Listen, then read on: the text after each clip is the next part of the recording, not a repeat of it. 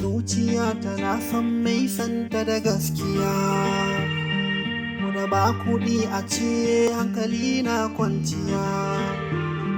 Matsayi na so ka so ko a so ka da gaskiya. A zuciya ina ƙaunar ki da gaskiya. Ki kaɗai nake tunani a dare ko safiya.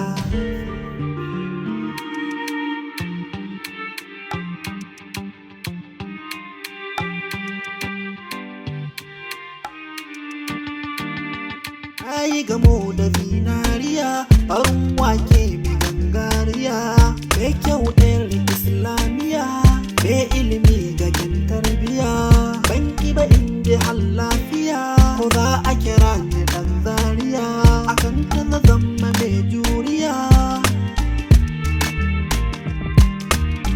Ku zo ku ganta, ku zo ku ganta, ku zo ku ganta.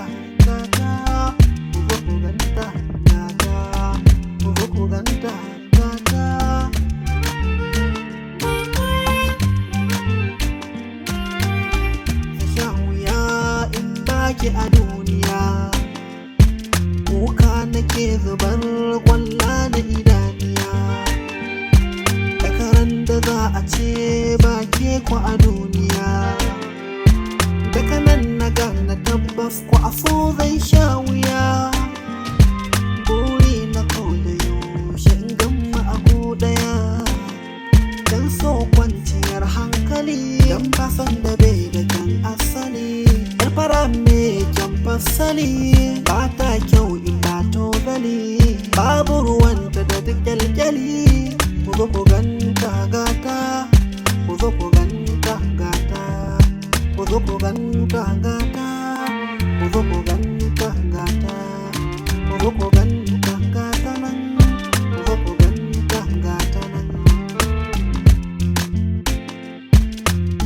Yawan tunani ke sanya hawan jini, hakan ke sanya wa'insu aman jini. A zuciya ta kina mini kwarjini, shi so ko bai da uba ko ɗanƙani, balle a ce yana da aboki ko gwani. A rai ina ƙaunar ki kwakin sani, don so rayuwata da ke har mutuwata da ni da ke, ba me iya rabani ni da ke.